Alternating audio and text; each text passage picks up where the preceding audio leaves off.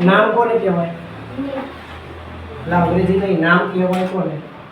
કે કોઈ પણ વસ્તુ કે પદાર્થ, બરાબર, કે અન્ય કોઈ પણ વસ્તુ કે પદાર્થ એની ઓળખ માટે જે સંજ્ઞા આપવામાં આવે, લખવાનું નહીં, બધું થઈ જાય પછી લખવાનું સાચું.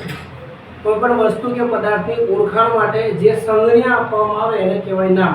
દાખલા તરીકે એનું નામ મિહાન, આપણાને ઓળખવા માટે શું સંજ્ઞા આપી? કે મિહાન.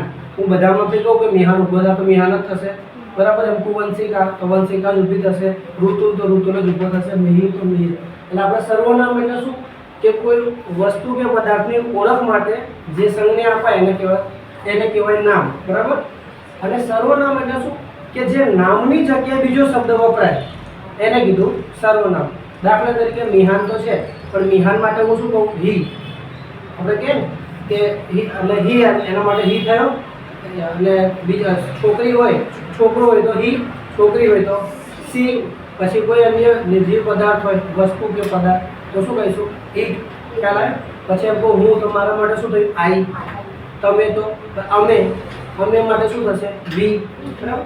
એટલે નામની જગ્યાએ વપરાતો શબ્દ શું કહેવાય? સર્વનામ. હવે હું સર્વનામ લખું છું, બરાબર, તો ત્યાંથી સાથે વાંચતા બી દેવાનું છે, લખવાનું નથી.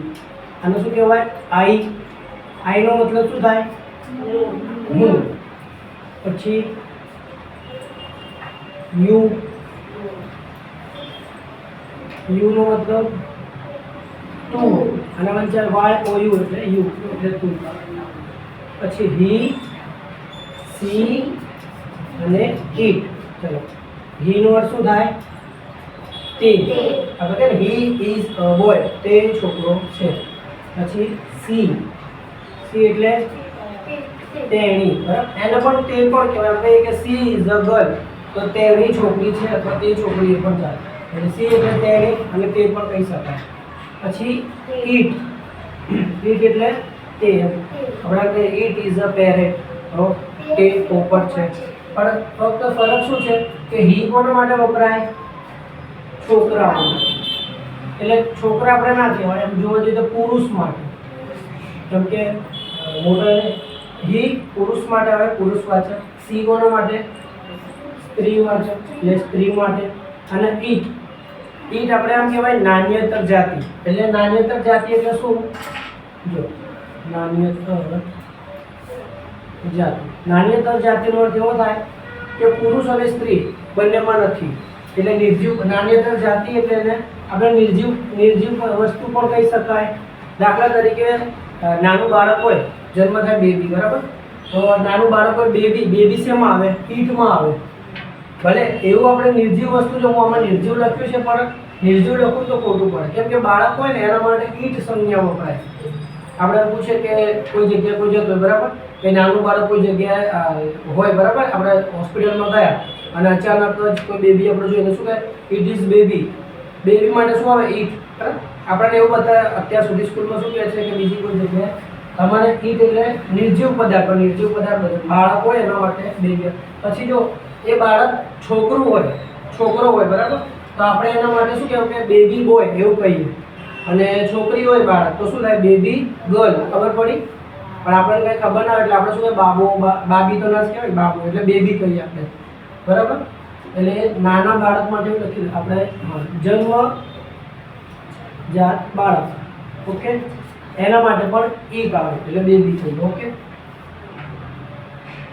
અને જો એ છોકરો હોય તો બેબી બોય અને છોકરી હોય તો બેબી ગર્લ. મોડો આવે. ચલો, આ થઈ ગયું શું થયું? Personal pronoun. હવે એમાં આટલા શબ્દો નથી. આ શું છે? એક વચન માટે વપરાતા શબ્દો છે. એક વચન માટે વપરાય એટલે એને આપણે શું કહીશું? સિંગ્યુલર. Singular pronoun. આ શબ્દો બી વાંચો ને તમને અંગ્રેજી, આપણે રીડિંગ માટે પણ છે ખાસ. તો કહું આના વચ્ચે સિંગ્યુલર પ્રોનાઉન એટલે તમારા પુસ્તકમાં ત્યાંથી આ શબ્દો આવતો વાંચતા આવે. એટલે એક વચન ખાલી આપણે સિંગ્યુલર કરી દઈએ, ચાલો. આ બધું એક વચનમાં વપરાતું છે. આઈ, યુ, વી, સી અને ઇટ. હવે આપણે બહુવચનમાં આ બહુવચન હોય એટલે એક કરતાં વધારે હોય તો શું કહીશું? એટલે શું કહેવાય? પ્લુરલ. પ્લુરલ એટલે બહુવચન. ચલો, હવે આઈ છે, આઈ નું બહુવચન આઈ એટલે હું, તો હું નું બહુવચન શું થાય? અમે. એવું કહીએ ને કે હું એમ કહું કે હું છોકરો છું, તો આપણે શું કહીએ? અમે છોકરાઓ છીએ. તો એના માટે અમે માટે શું શબ્દ વપરાય? વી. ડબલ્યુ એ એટલે વી. વી એટલે અમે. તો અહીંયા આવતો રહે યસ. બરાબર. કાલથી ટાઈમથી આવજો. 10 મિનિટ વહેલો આવી જવાનું, લેટ નહીં કરવાનું. ચલો નેક્સ્ટ. એટલે આઈ નું શું થાય બહુવચન? વી એટલે અમે. દેખાય? પછી યુ. યુ એટલે તું. આપણે શું કહીએ? તું છોકરો છે, તું છોકરી, બધા માટે વપરાય આઈ વી. તો તું હોય તો તું નું આપણે શું થશે બહુવચન? તમે. ખ્યાલ આવ્યો? તો યુ નું બહુવચન પણ યુ જ થાય. બરાબર? પણ એનો અર્થ શું થાય? તમે. હવે એમ થાય કે આ બે શબ્દો તો એક જ છે, પણ આપણે ખબર કેમ પડે કે એક વચન વાળો છે બહુવચન વાળો? એ વાક્ય ઉપરથી ખબર પડે. એવું વાક્ય ઉદાહરણ આપું છું, ખ્યાલ આવશે. ચલો. હી, સી અને ઈટ. તે, તેણી અને તે. આ ત્રણનું બહુવચન શું થાય? એક સાથે ત્રણનું સેમ થાય. શું થાય? બોલો. ખ્યાલ છે ને? તેઓ. બરાબર? તેઓ માટે શું શબ્દ વપરાય? હી, સી અને ઈટ એનું બહુવચન આપણે કહીએ તેઓ. તે છોકરો છે તો તેઓ છોકરાઓ છે. તે છોકરી છે તો તેઓ છોકરીઓ છે. તે પક્ષી છે તો તેઓ પક્ષીઓ છે. તો એના માટે શું શબ્દ કરશું? તેઓ એટલે શું થાય? THEY. ધે. તેઓ શું થાય? તેઓ. ખ્યાલ આવ્યો? એટલે આ એના બહુવચનો છે. હવે આ થઈ ગયું પર્સનલ પ્રોનાઉન. હવે આપણે આના ઉપરથી વાક્ય જોઈ લઈએ.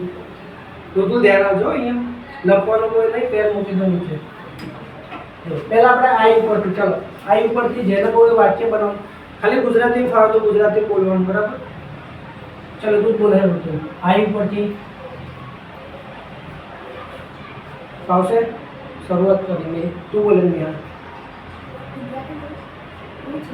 હું છોકરો છું. બરાબર? આઈ એમ એ બોય. બેબી. જો આઈ છે, આઈ એમ અ બોય. ઓ તો આઈ ચાલવાનું. આઈ એમ એ બોય એનો મતલબ શું થાય? હું છોકરો છું.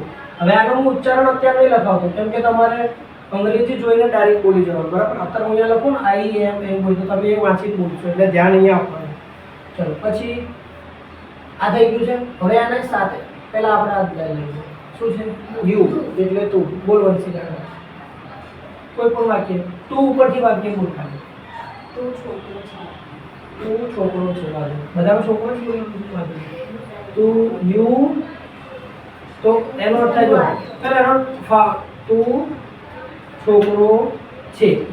ચાલો વાક્ય એનો અંગ્રેજી ફાવશે કોઈને? બોલ. તું બોલાવો. તું છોકરો છે તો આમાં આનો પર શું હશે? યુ સાથે. યુ આર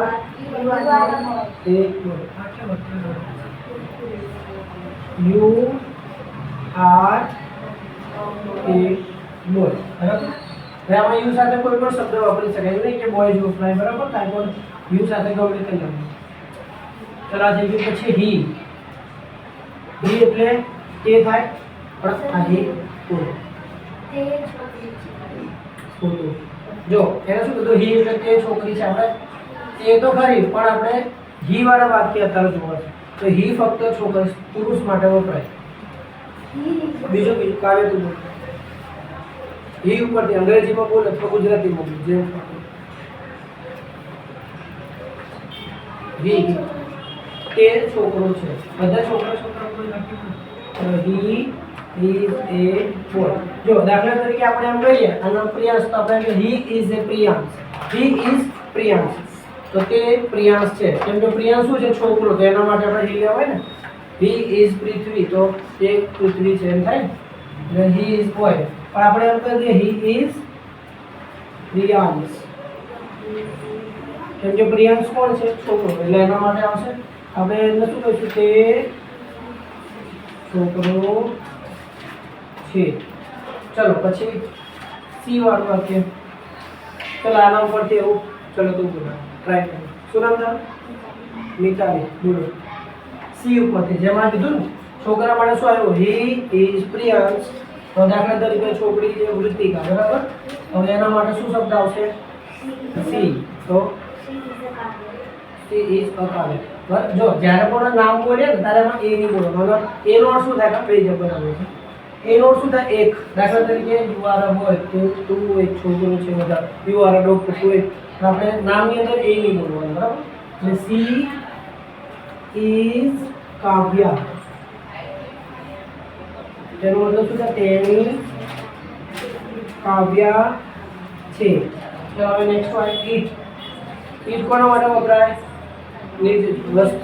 નિર્જીવ અથવા વસ્તુ આપણે આમાં નિર્જીવ શબ્દ રાખેલા ભલે બેબી એ સજીવમાં આવે પણ આપણે વસ્તુ કે પદાર્થ એના માટે બરાબર કોઈ પણ કે અન્ય માટે ચાલો તો એના માટે ઈટ ઉપરથી બે વાક્ય બને છે ચાલો બોલે પહેલા આપણે હા જેમ કે પશુ પક્ષી શેમાં આવે ઈટમાં એ ભલે એ નિર્જીવ તો નથી ને એટલે નિર્જીવ શબ્દ આપણે ના લખી શકાય ખબર પડી ને પશુ પક્ષી પછી એના પછી ઝાડ એ પણ આપણે ભલે વૃક્ષ શું છે આમ વૃક્ષ છે પણ એ સજીવમાં જ ગણાય છે એટલે નિર્જીવ માટે વપરાય એવો શબ્દ નહીં યાદ રાખો નાન્યતર જાતિ માટે વપરાય ઓકે ચલો ઈટ ઉપરથી વાક્ય જોયું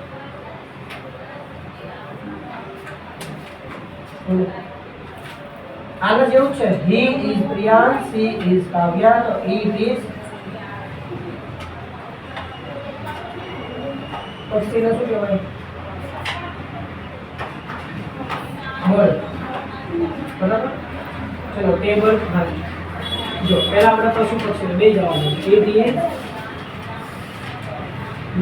આમાં કે મતલબ it is a bird it is a bird એનો મતલબ એ એક પક્ષી છે એ એક પક્ષી છે પણ આપણે એક શબ્દ લખતા ખાલી એ પક્ષી છે પછી ચલો ઈ તો બીજું વાક્ય આ પશુ પક્ષી માટે થઈ ગયું તો બીજું આપણે નિર્જીવ પદાર્થ ઉપર પણ લઈ ગયું ચલો દાખલા તરીકે આનું શું કહેવાય બેન્ચ કહેવાય પણ આપણે બેન્ચ બરાબર આપણે ટેબલ ઉપરથી વાત કરીએ ટેબલ ઉપર છે આ બેન્ચ છે તો આપણે ચલો ટેબલ કરવું હોય તો શું ઇટ ઇઝ ટેબલ ટેબલને ગુજરાતીમાં શું કહેવાય મેજ એ મેજ છે ઓકે ચલો પહેલા આટલું ખબર પડી હવે પહેલા આટલું તમે હવે શાંતિથી વાંચતા લખી દો એકવાર રિવિઝન થયો પૂછી લો પછી આપણે બહુવચનના વાક્યો જોઈ રહ્યા નથી આજે લખ્યા ને એનું બહુવચન વેક્ટર લખવાનું